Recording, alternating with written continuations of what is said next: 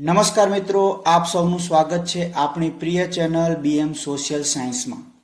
આજે આપણે ધોરણ 8માં સંસ્કૃત વિષયના પ્રકરણ 3 પ્રહેલિકાના સ્વાધ્યાયનું સંપૂર્ણ સોલ્યુશન સમજવાના છીએ. આ વિડીયોમાં આપણે દરેક પ્રશ્નની સરળ સમજણ અર્થ સાથે સ્પષ્ટ કરીશું.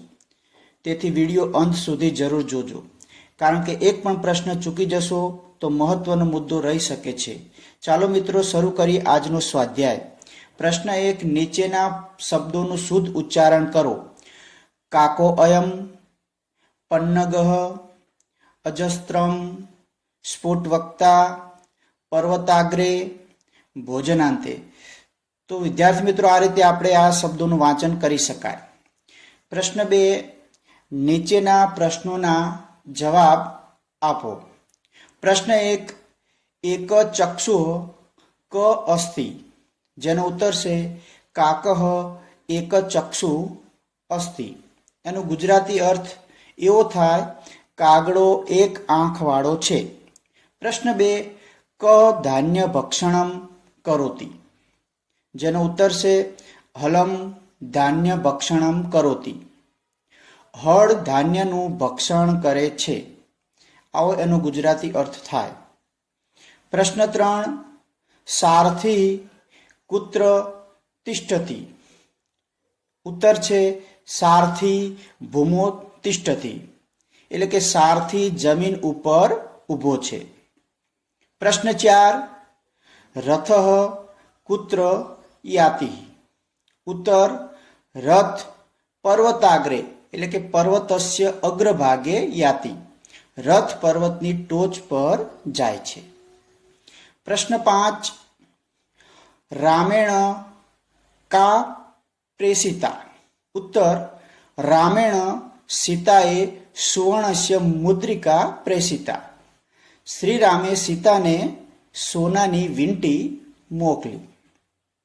પ્રશ્ન 6, જયંત કસ્ય પુત્ર.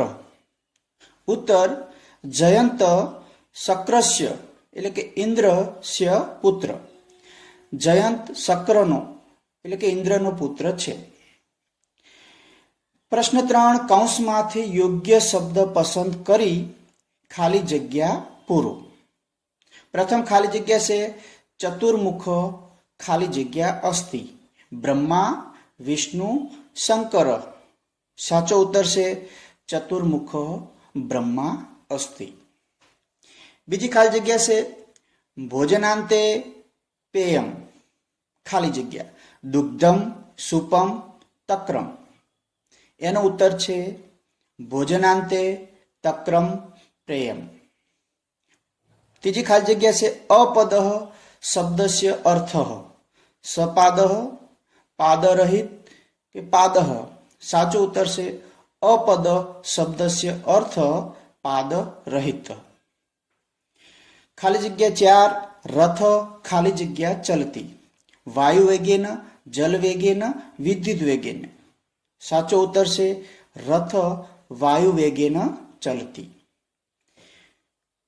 5, વિષ્ણુપદમ ખાલી જગ્યા પ્રોક્તમ, સુલભમ ઉન્નતમ દુર્લભમ.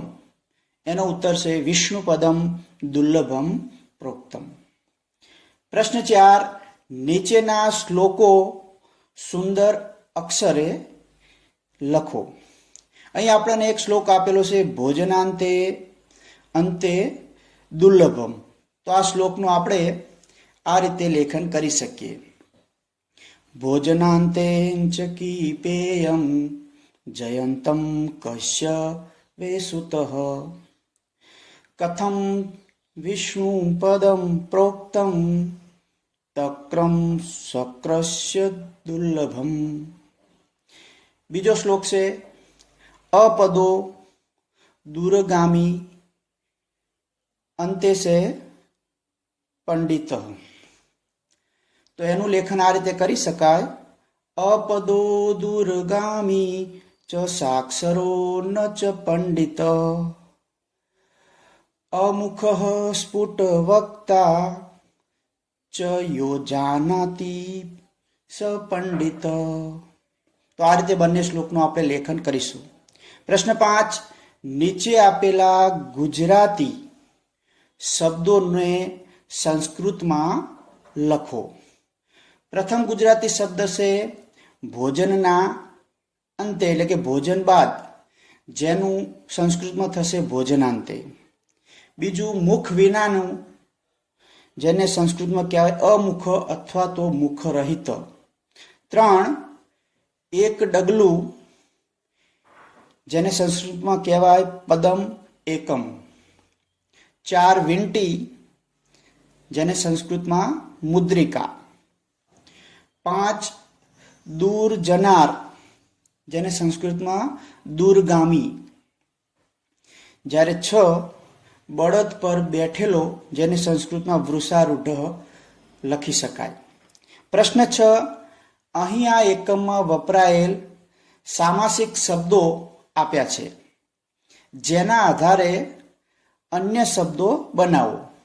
1 વૃષ ઉપરથી વૃષારૂઢ શબ્દ બને છે, તો અશ્વ પરથી અશ્વારૂઢ, ગજ શબ્દ પરથી ગજારૂઢ અને વૃક્ષ શબ્દ ઉપરથી વૃક્ષારૂઢ શબ્દ બની શકે.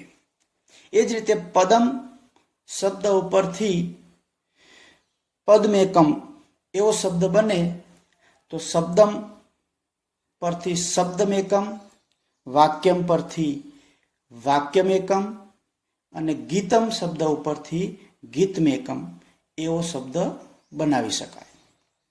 3 ભોજન શબ્દ ઉપરથી ભોજનાંતે આવો શબ્દ બને તો દિન શબ્દ ઉપરથી દિનાંતે, નિશા શબ્દ ઉપરથી નિશાંતે અને વર્ષા શબ્દ ઉપરથી વર્ષાંતે એવો શબ્દ બનાવી શકાય. 4 પર્વત શબ્દ ઉપરથી પર્વતાગ્રે શબ્દ બને તો રથ શબ્દનો રથાગ્રે, વૃક્ષ શબ્દનો વૃક્ષાગ્રે અને કર શબ્દનો કરાગ્રે આવો શબ્દ બની શકે.